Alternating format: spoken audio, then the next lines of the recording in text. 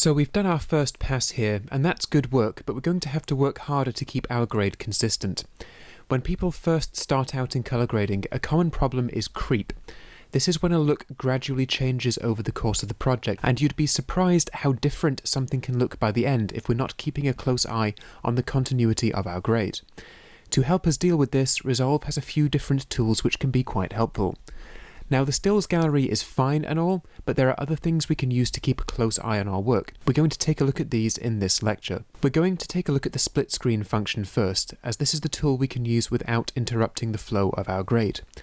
The split screen icon is up here on the upper left of our viewer. It's the grey squares with the white border. If we click on this once, what happens may not make immediate sense, and that's because the split screen tool has several different display modes that we need to choose between manually. By default, the split screen tool uses the current group mode. This shows us every clip in our current group in the viewer, and is very useful to quickly check that all the clips in any given group are matching well. If we want to navigate to any of the clips that I can see in this group, I just need to left click on it here in the viewer, and we will then skip to that shot. This is an easy way of identifying any mismatched clips and then quickly navigating to them and correcting them. We just need to click the clip, close the split screen, get on with our work, and there we go. Now by itself that's a cool feature, but there's more to the split screen tool than that. If we reactivate the split screen tool, we also have a number of modes in the upper right of our viewer that we can choose from.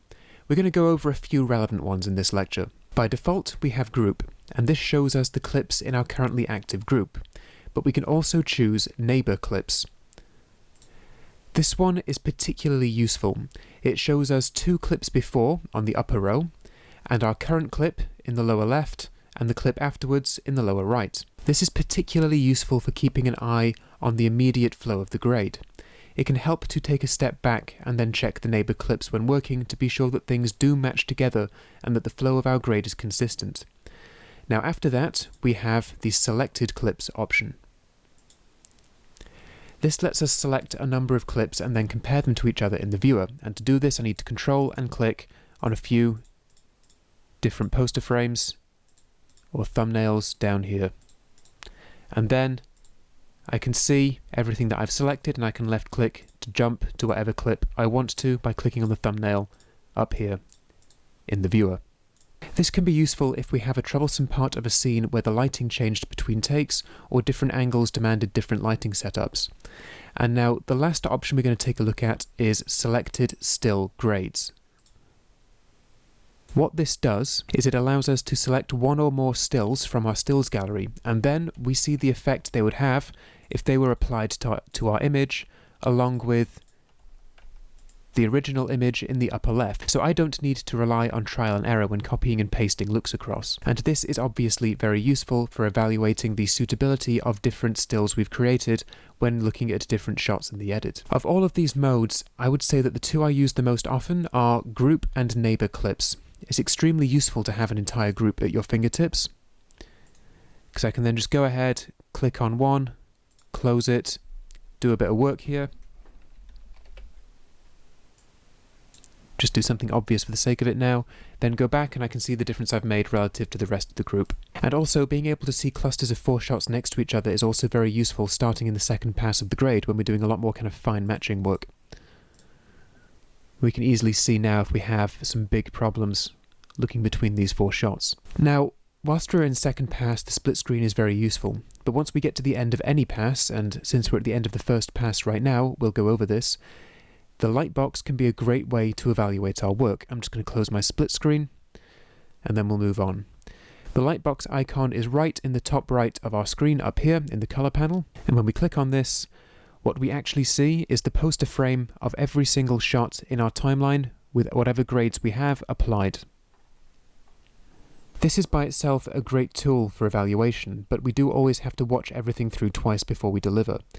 Using this, we can look through any clips that don't seem to fit, we can navigate straight to them simply by clicking, then we can close the light box, and then we're here again on the timeline and in the viewer. As well as this, we can also filter out different clips. In order to get these filters, you hit this icon in the very top left up here, and then we can choose, I want to see only graded clips, I only want to see ungraded clips, I only want to see clips that I've worked on in the last 2 hours. Also, I can filter clips out based on flag colors. This is very, very useful in more complex projects. Let's say, for example, I have a few yellow flags hanging around. I can then filter them all out, and that's a really nice way to stay organized and then go ahead and work on what we need to do. Let's say a client only wants to see examples of certain shots. I can give them a pink or a purple flag, which aren't used for many other things, and then filter out the purple flags.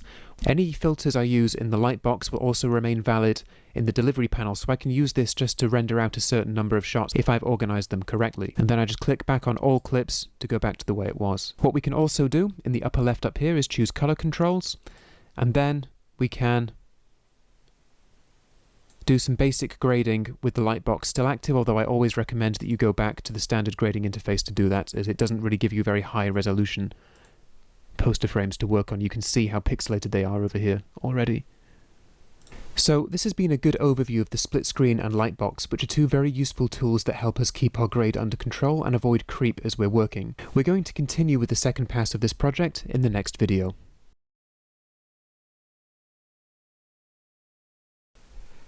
Okay, so now we're on to the second pass. Our client's gotten back to us. They're pretty happy with the direction the first pass has taken. There are some issues with matching up the skin tones, but there are no major creative feedback. There's no major creative problems and no real feedback there. They just want us to get through and finish it up and deliver on time. Our first pass did a lot of the work here. So we're just going to go through and we're going to just do our fine match. We're going to make sure everything matches quite nicely. And we're just going to take care of it all. So the main thing we're going to be doing is our tracking, our face tracking and face vignettes.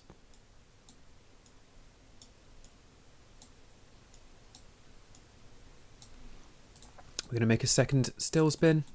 This time we're going to call this second pass.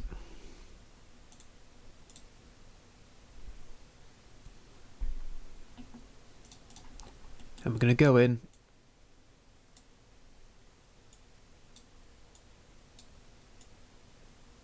and I've increased the saturation, well, I've increased the contrast and taken the saturation down a little bit on our contributor's face. And now before and after, just a bit more contrast, a bit more of a natural focal point. So I'm going to go through and do the same. Now I'm just going to copy it across.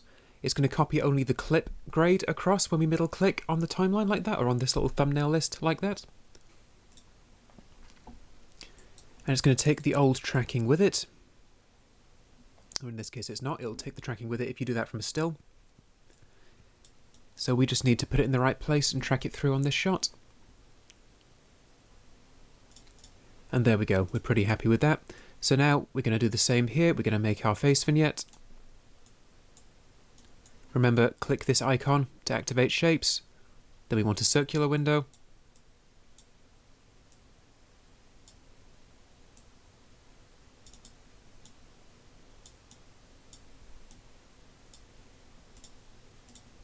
And then we'll just track that through.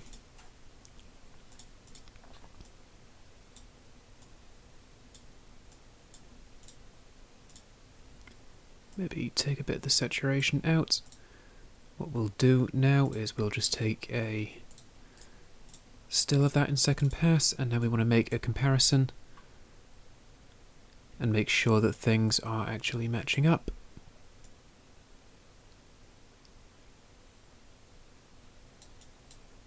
I think that's pretty accurate, so now what we're going to do is actually watch it through.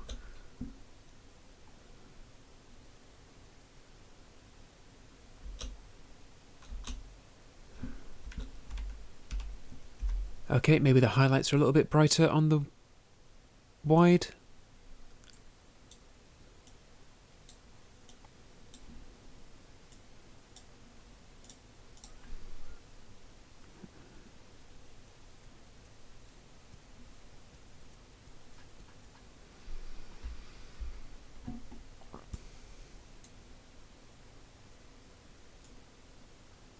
We're getting a few clipped channels here, so maybe just... Okay, that should be okay. In fact, what we'll do is we'll bring that up a little bit, and we'll just bring the red channel back under control.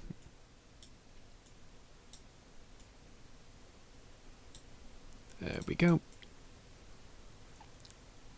Okay, that's making him a little bit silvery, so we'll just bring it back, and we'll just bring that down a little bit, make sure we haven't clipped any channels on the face.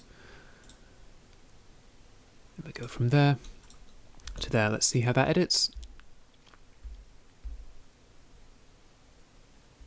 I think the face is okay there. I noticed there's a little bit of green in the background, so let's see if we can try and iron that out.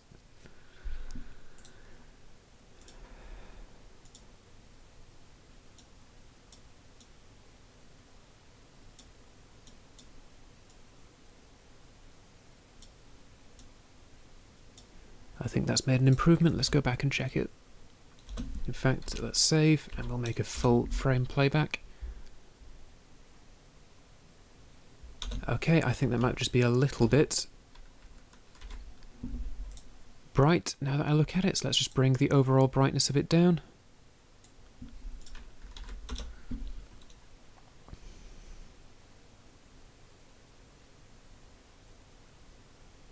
Maybe still a little bit bright.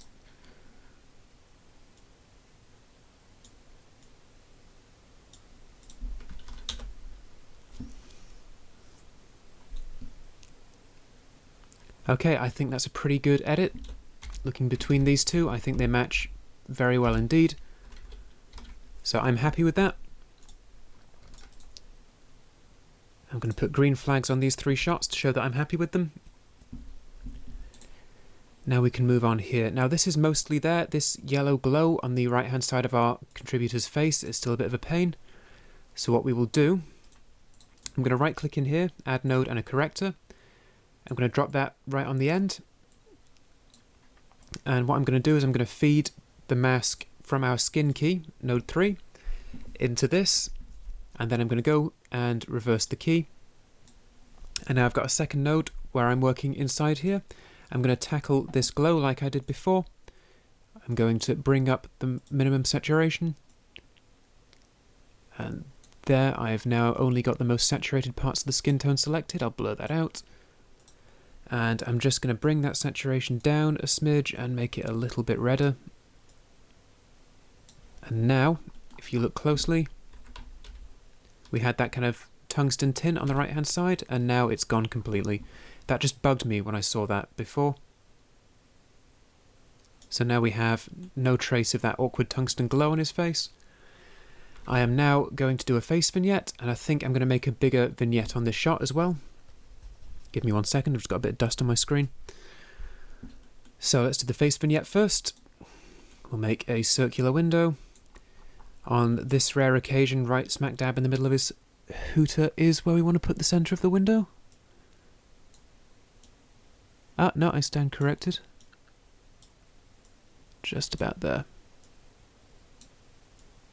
Cool, and we will track that forwards. We're going to have to keyframe this a little bit, so I'm going to cover keyframing in a second. Or we'll recap keyframing in a second. Okay, so this is mostly fine, right up to the point where it diverges here. So we're going to keyframe this to fix it. We're going to hit the diamonds here. Now this is our keyframing dialog. I'm going to keep keyframing very short and simple because this is going to be a long session anyway. Basically, a keyframe is a point where we have a set of significant values, and when we have 2 keyframes, the program does what we call interpolation between those 2 keyframes. It moves from one set of values to the next. And in the very simplest terms, we can move an object from one place on frame to the next. We can change color. You can actually keyframe absolutely everything in the grade like we covered before. But in this case, I'm just going to use it to manually clean up a track that diverges at this point. So we go to where it begins to diverge, which is here. Then on corrector 8, on the circular window, we're going to hit the diamond to enable keyframing. We're going to right click and choose add dynamic keyframe. Then we're going to go to where it finishes diverging, and that's usually when these little peaks and troughs in the lines here start to level out. We're going to add another dynamic keyframe, and then we're just going to drag it back on there. And now we're going to go back to the end, and we're just going to fix it and make sure it's right on there. So now that fixes it. We're going to turn keyframing off so we don't change anything by mistake. And now we're just going to fix the contrast in our contributor's face here.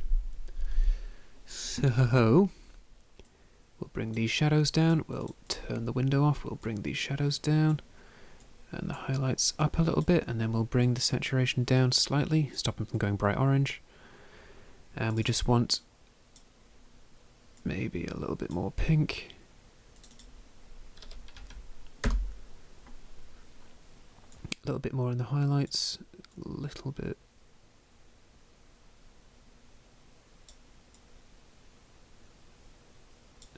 A little bit less colour. There we go. I think that's a pretty good match between those two. Now, the big thing is these two shots are in very different locations and do have different lighting. They're not going to be identical in their setup and their look, but what we want is to avoid any kind of jarring, and I think that's very good. I think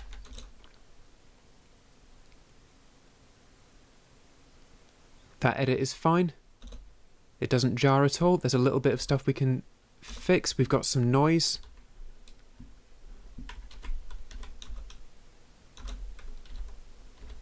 But what we will do is we will take care of that noise in our third pass. Our third pass is likely not to take very long in this instance, because we're getting a lot of our work done in the second pass. I'm now happy with that, watching it through, comparing it. I will put a green flag on that. My only complaint with this shot is that it's looking a little bit misty, and maybe the contrast isn't there. The kind of grounding blacks that we need aren't quite there. So why don't we just take a shifty? We'll get our scopes back up so we can see what we're doing. Okay, and the challenge we face is if we bring the shadows down, obviously this gets a little bit too dark, so we might just bring things in. That's still looking a little bit saturated. Maybe we'll just take some of the colour out of there. There we go. Okay, now that I watched that through, I can see a little bit of a halo. So let's just fix that. Let's go back to our keyframing.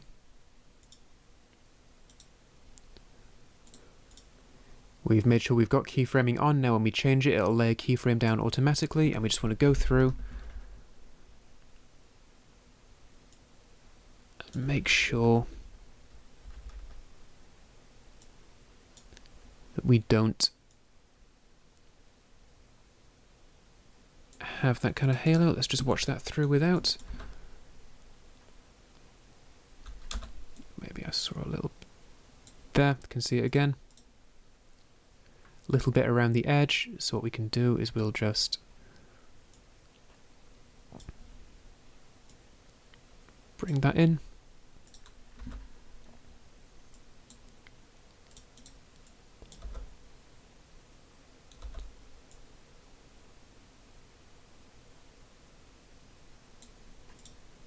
Just about see it there. Okay, let's just undo what we did.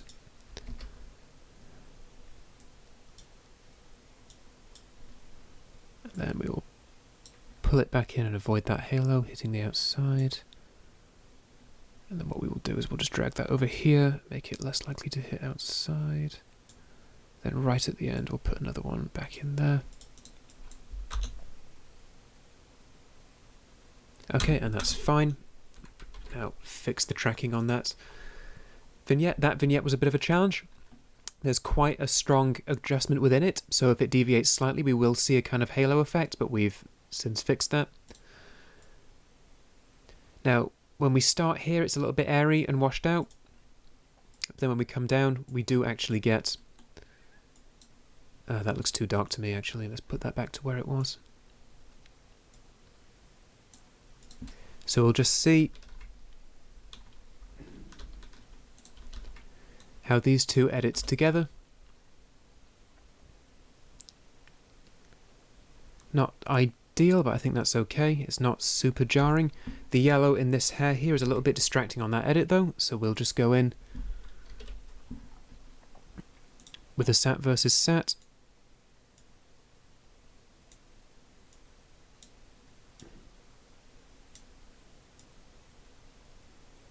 Okay.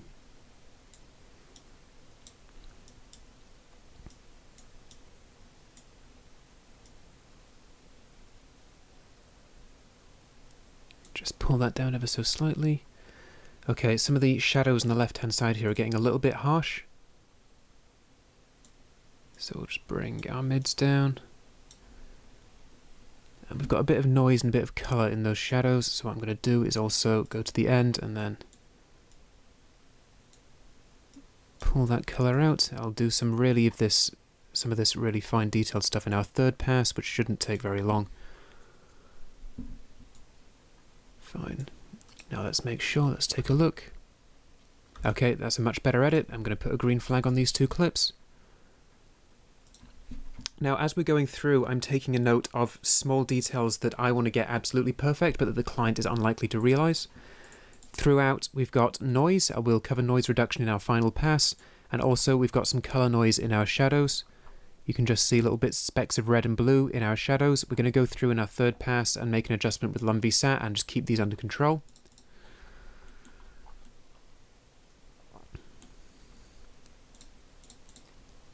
This, I would actually say, is absolutely fine. I wouldn't change anything about this. It's so significantly different from everything else that most of the real differences between it and the rest of the edit are justified. But the hue of the red brick back here is nice in keeping with everything else. Red brick is a memory color, but we haven't changed it so much that it looks unnatural. It's not very like lemon yellow, so that's okay. We're now going to come to this shot. Now, we were mostly okay with this, save for a bit of face vignetting we were going to do, but we were also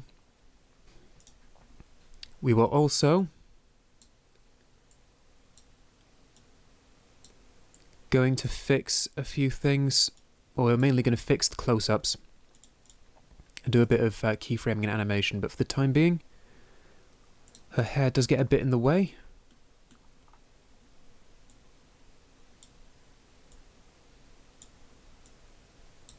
We'll just bring that down a smidge. That just adds a nice bit of contrast there. We get those brown eyes coming out really nicely. And we haven't got a visible circle on the hair. That's really important. That, I would say, is okay. Let's just take a look from there to there. Maybe I could do with a bit more contrast. Maybe I'll bring the shadows down a smidge more. Tell you what I'll also do at the end is, there we go, I've already done a LumVSAT, haven't I? Cool, and now, that's nice. Her suit, jacket, dress, blouse, whatever it is she's wearing isn't as strongly blue as that, but that's okay because it's not naturally.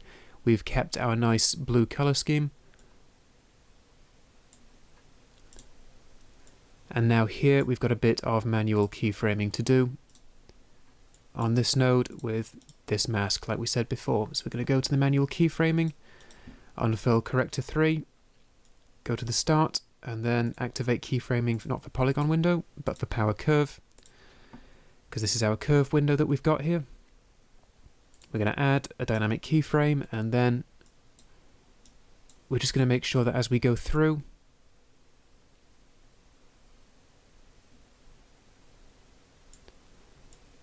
we keep it clear of anything that might be interfered with.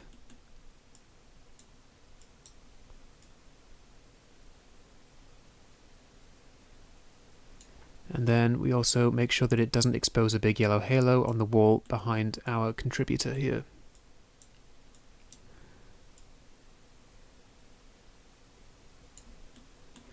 Okay, now we're going to watch this through a few times, see if we can spot any errors. See if we can spot there's a little blue speck on her scalp if the masking goes wrong. See there's no blue appearing in her eyes. See there's no yellow halo on the wall here, and that all seems perfect. We will save. And now, right at the end, we'll put a bit of a face vignette on. Again, it might not be as necessary on this shot. We'll soften that up a bit more.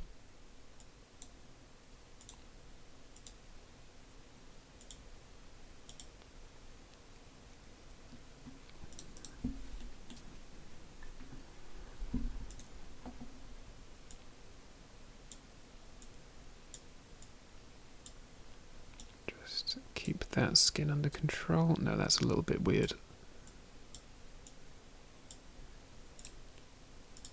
Okay, she is still a little bit red on this shot.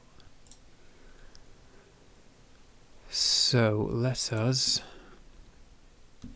make a new node for skin.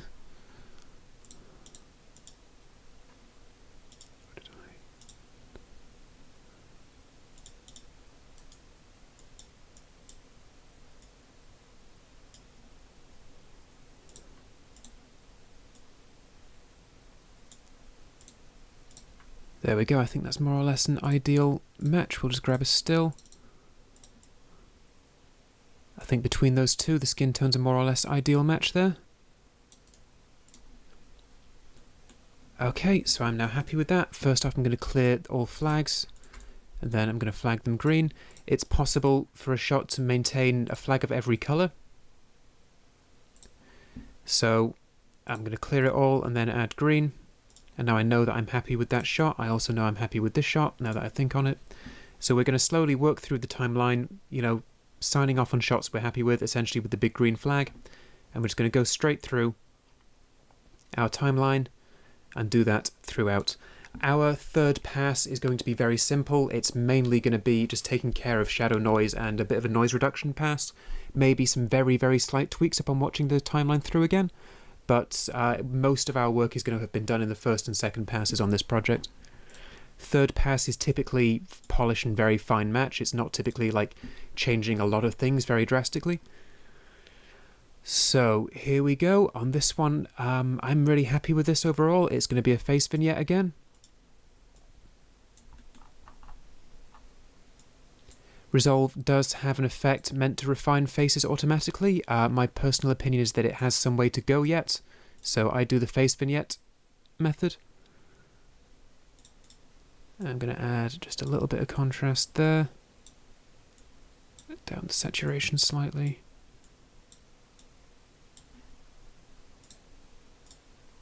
I've added a little bit of extra clarity there. Those eyes come out quite nicely. On the subject of eyes, we could justifiably go back to this shot and make a mask for the individual eyes. I don't think it's necessary here. We might do this on another angle just for the sake of demonstration. Now there's still a bit of green showing here, so let's go back and see if we can make our curve a little bit more. Okay, I think that's much better.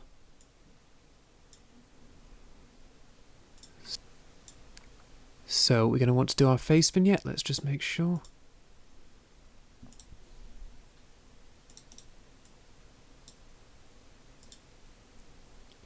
Okay, maybe her skin's a little bit different.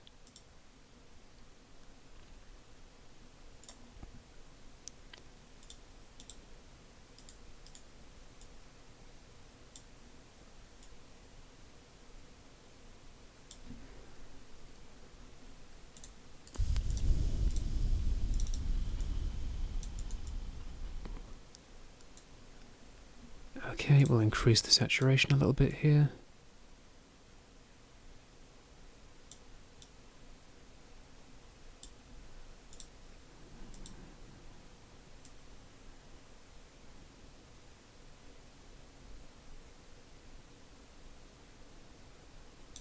Okay, I think that's a better match.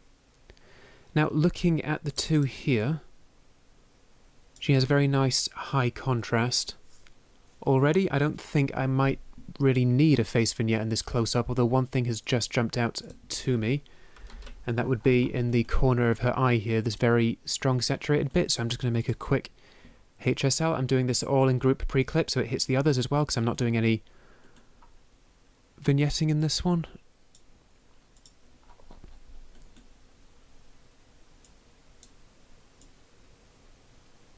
We're just going to take care of that saturated shadow, and we will pull the sat back a little bit, and then we'll just keep that odd saturated thing in her cornea, I think, or is it tear duct, corner of her eye. It also hit a problematic area in the center of the nostril as well. Now let's just save. We're going to play this one through and see how the edit goes.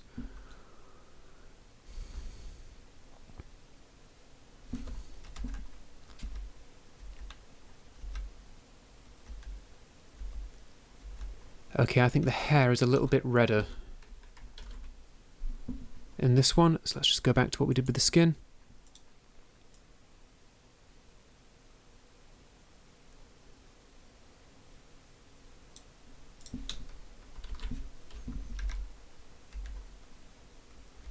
Okay, I think that's a good match. We'll save, and I'm going to put green flags on these two. Flags green.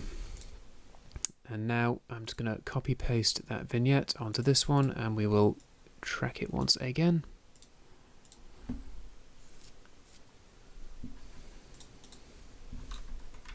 And we will put a green flag on this shot as well, and slowly but surely we're working our way through the entire timeline. Now this still looks a little bit dark to me in comparison to the others. If I... Actually, it's pretty good. No, maybe that's fine. Maybe I just... Nope, that's okay. Fair enough. Just making stuff up. He's a little bit yellower than others, but it's okay. We can have a bit of variation in our skin tones. Our board director is quite a pink individual.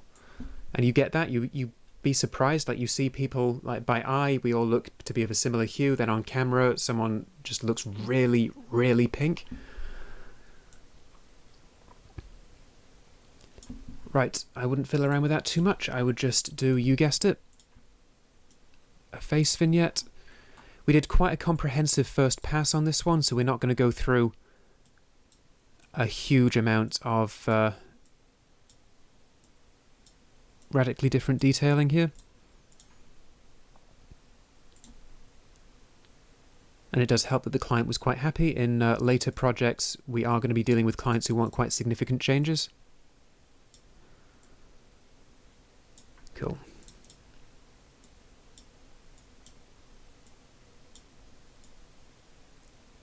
Bring the saturation down ever so slightly.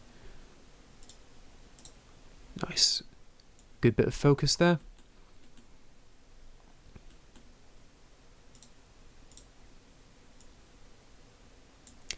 Okay, green flag. Right, this one is mostly good. I might just add a bit of an overall vignette here.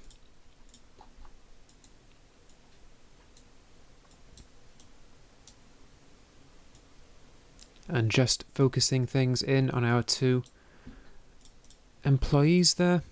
And to do that, obviously, I'm just drawing a shape and then I'm hitting this invert mask button. So I'm working outside of that shape, so I make a kind of circular vignette around the whole thing. And you can just see the effect that has is to make a bit of a border or a frame around the whole thing. And I will leave that there and give that a green flag for this pass. So let's just check. That's alright, there's a little bit of green here. Let's just see if we can improve the curve we've made to manage the blue.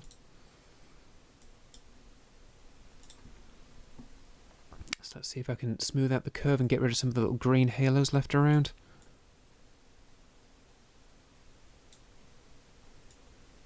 Cool, that's much better.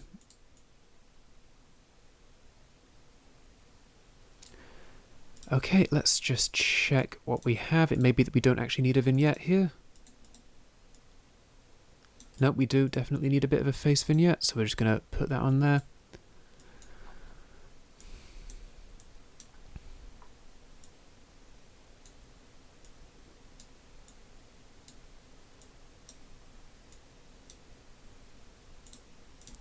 And we'll just track that forwards. Resolves tracker is very, very good indeed. Let's just get an idea of what we're after. We'll bring that up. Bring that down, and we'll just kill the saturation slightly to keep it under control. Maybe that's just a little bit desaturated. I think that's a pretty good match. Let's... Nice. Right, we'll save, and we'll put a green flag on that. This shot, we know what we're doing. We're just going to paste the vignette on and track. And this does get a little bit tedious. Feel free to wind on in the video if you want to.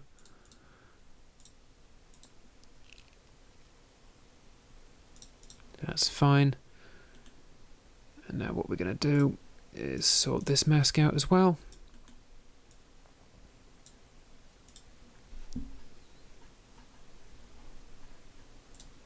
And then we're going to keyframe.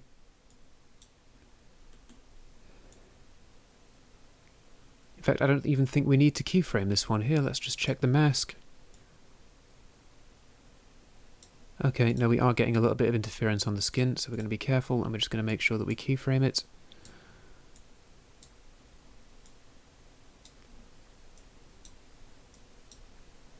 Make sure we avoid leaving any halo on there. Cool. Let's just watch that through a few times, make sure it's okay. Bit of noise, but we're going to take care of noise in our third pass. Excellent, that's good. We'll save, and we'll give that a green flag. We'll clear all. Flag, green. Right, we know what we're doing on this shot. Once again, tracking a face vignette.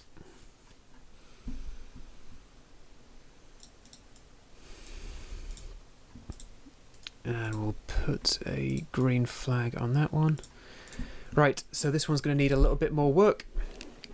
We've got that odd yellow glowing effect, and we just want to make sure that it's a bit more under control. So we'll bring the colour of the skin down a little bit. We might just swing it over so it's a bit more red.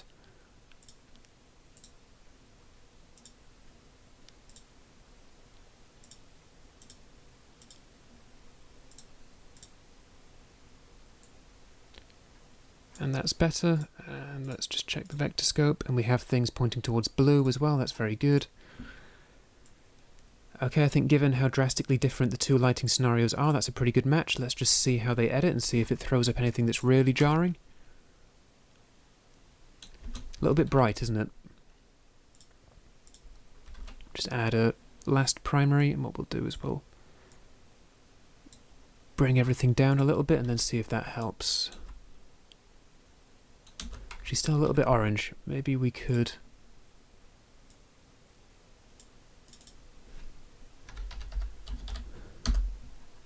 That is not what I intended to do at all.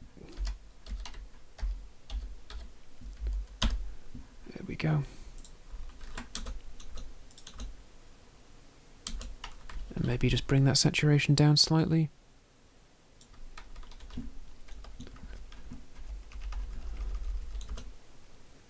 Okay, I think that's an alright match. It's not too jarring, and then we go back into that again. Good, I will put a green flag on that. In some circumstances, the match is never going to be truly, truly perfect. What we're aiming for is to make this look like it belongs in the edit, and I believe that's the case there. It's not particularly jarring. We might watch that through in the third pass and come back to it, but I'm pretty happy with that edit. Let's just watch it through one last time. Now, I am happy with that. Cool. This one, okay, this one's going to take a bit of work, I'm pretty sure. We still have a lot of yellow in here, don't we?